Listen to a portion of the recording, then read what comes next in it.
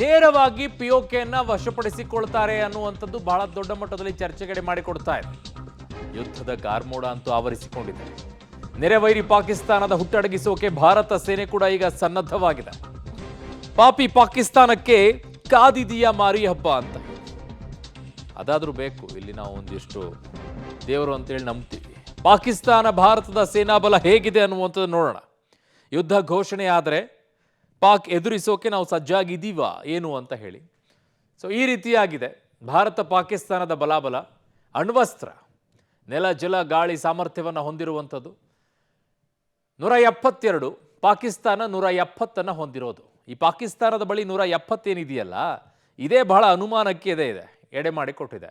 ಸುಮ್ಮನೆ ಅದೆಲ್ಲರೂ ಕೂಡ ನಾನು ಇಷ್ಟಿದೆ ಅಂತ ಹೇಳ್ಕೊಂಡ್ಬಿಟ್ಟು ನಾನು ದೊಡ್ಡ ಗಟ್ಟಿಯಾಗಿದ್ದೀನಿ ಅಂತ ತೋರಿಸ್ಕೊಳ್ಳೋಕೆ ಹಂಗೆ ಹೇಳುತ್ತಾ ಅಂತ ಒಂದು ಕಡೆಗೆ. ಇನ್ನೊಂದು ಕಡೆಗೆ ಸಕ್ರಿಯ ಸೈನಿಕರು ಎಷ್ಟು ಇದ್ದಾರೆ ಭಾರತದಲ್ಲಿ? 14,44,000 ಸೈನಿಕರಿರೋದು ಸಕ್ರಿಯವಾಗಿರೋರು. ಇನ್ನೂ ಲೆಕ್ಕ ಬೇರೆ ಬೇರೆ ಇದೆ ಒಂದೊಂದು ವಿಭಾಗದಲ್ಲಿ. ಪಾಕಿಸ್ತಾನದಲ್ಲಿ 6.5 ಲಕ್ಷ ಸೈನಿಕರಿರೋದು ಸಕ್ರಿಯವಾಗಿರುವಂತಹ ಸೈನಿಕರು.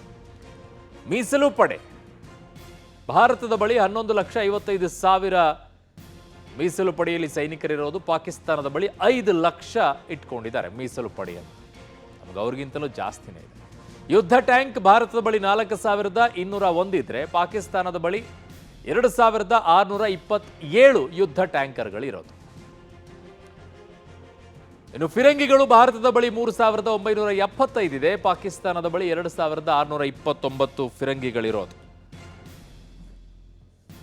ಸ್ವಯಂ ಚಾಲಿತ ಫಿರಂಗಿಗಳ ಲೆಕ್ಕವನ್ನು ಕೂಡ ಕೊಡ್ತಾ ಇದ್ದೀವಿ. ಭಾರತದ ಬಳಿ 752 ಇದೆ.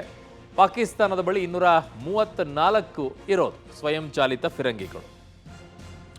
ರಾಕೆಟ್ ಲಾಂಚರ್ ಅನ್ನು ನೋಡೋದಾದ್ರೆ ಭಾರತದ ಬಳಿ 752 ಇದೆ. ಪಾಕಿಸ್ತಾನದ ಬಳಿ 234 ಇರೋದು. ಇನ್ನು ಮಿಲಿಟರಿ ವಿಮಾನಗಳು ಎಷ್ಟಿದಾವೆ ನಮ್ಮ ಹತ್ರ ಯುದ್ಧ ವಿಮಾನಗಳು ಅನ್ನೋದಾದ್ರೆ 2,200ಕ್ಕೂ ಹೆಚ್ಚು ಮಿಲಿಟರಿ ವಿಮಾನಗಳಿರೋದು. ಪಾಕಿಸ್ತಾನದ ಬಳಿ 1,300 ಇದಾವೆ ಯುದ್ಧ ವಿಮಾನಗಳು. ಇನ್ನು ಫೈಟರ್ ಜೆಟ್ಸ್ಗಳು ಎಷ್ಟಿದಾವೆ? ನಮ್ಮ ಬಲಾಬಲವನ್ನು ನೋಡ್ತಾ ಇದ್ವಿ. ಫೈಟರ್ ಜೆಟ್ಗಳು ಈ ರೀತಿಯಾಗಿದೆ. ಭಾರತದ ಬಳಿ 692 ಫೈಟರ್ ಜೆಟ್ಗಳಿರೋದು. Rafale, Sukhoi, Tejas, Mirage, MiG ಇವೆಲ್ಲವೂ ಕೂಡ ಇದೆ. ಪಾಕಿಸ್ತಾನದ ಬಳಿ 356 ಫೈಟರ್ ಜೆಟ್ಗಳಿರೋದು. E-16, 17 ಥಂಡರ್ ಇವೆಲ್ಲವೂ ಕೂಡ ಇದಾವೆ ಅವ್ರ ಬಳಿನು. ಭಾರತದ ಬಳಿ ದಾಳಿ ಮಾಡುವಂಥ ಹೆಲಿಕಾಪ್ಟರ್ಗಳ ಸಂಖ್ಯೆ ಎಷ್ಟಿದೆ ಅಂತಂದರೆ 250ಕ್ಕೂ ಹೆಚ್ಚಿದೆ. ಪಾಕಿಸ್ತಾನದ ಬಳಿ 90 ಹೆಲಿಕಾಪ್ಟರ್ಗಳಿವೆ, ಯುದ್ಧಕ್ಕೆ ಬಳಕೆ ಮಾಡುವಂಥ ಹೆಲಿಕಾಪ್ಟರ್ಗಳು. ಇನ್ನು ಯುದ್ಧ ನೌಕೆಗಳು ಎಷ್ಟಿದಾವೆ ಅನ್ನುವಂಥದ್ದನ್ನು ನೋಡೋಣ. ಭಾರತದ ಬಳಿ ಇದು ನೌಕಾಬಲ. ಸೊ ನಾವು ಭೂದಳ ನೋಡಿದ್ವಿ, ವಾಯುದಳ ನೋಡಿದ್ವಿ, ಈಗ ನೌಕಾದಳಕ್ಕೆ ಹೋಗೋದಾದ್ರೆ ಸೊ ಭಾರತದ ಬಳಿ 150ಕ್ಕೂ ಹೆಚ್ಚು ಯುದ್ಧ ನೌಕೆಗಳಿದ್ರೆ ಪಾಕಿಸ್ತಾನದ ಬಳಿ 114 ಯುದ್ಧ ನೌಕೆಗಳಿದೆ. ಇನ್ನು ಯುದ್ಧ ವಾಹಕಗಳನ್ನು ನೋಡೋದಾದ್ರೆ INS ವಿಕ್ರಾಂತ್, INS ವಿಕ್ರಮಾದಿತ್ಯ ಇರೋದು. ಪಾಕಿಸ್ತಾನದ ಬಳಿ ಯಾವುದು ಕೂಡ ಇಲ್ಲ. ಯುದ್ಧ ವಾಹಕಗಳು ಅಂತಂದರೆ ಫೈಟರ್ ಜೆಟ್ಸ್ಗಳನ್ನೆಲ್ಲ ಕ್ಯಾರಿ ಮಾಡ್ಕೊಂಡು ಹೋಗುವಂತಹ ದೊಡ್ಡ ದೊಡ್ಡ ಈ ಏರ್ಪೋರ್ಟ್ಗಳಲ್ಲಿ ನಿಮಗೆ ಲ್ಯಾಂಡಿಂಗ್ ತೆಗೆದುಕೊಳ್ಳುವಂಥದ್ದು ಏನಿದೆ ಆ ಥರ ಎಲ್ಲ ಅದರಲ್ಲಿ ಇರುತ್ತೆ. ಆ ದೃಶ್ಯವನ್ನು ನೋಡಿದ್ರೆ ಗೊತ್ತಾಗ್ಬಿಡುತ್ತೆ ನಿಮಗೆ. ಇನ್ನು ಜಲಾಂತರ್ಗಾಮಿಗಳು 18 ಇದೆ ಸಬ್ಮರೀನ್ಗಳು. ಪಾಕ್ ಬಳಿ 8 ಇದ್ದಾವೆ. ನಮ್ಮ ಕಡೆಗೆ 18, ಅವ್ರುಗಳು 8 ಇದ್ದಾವೆ.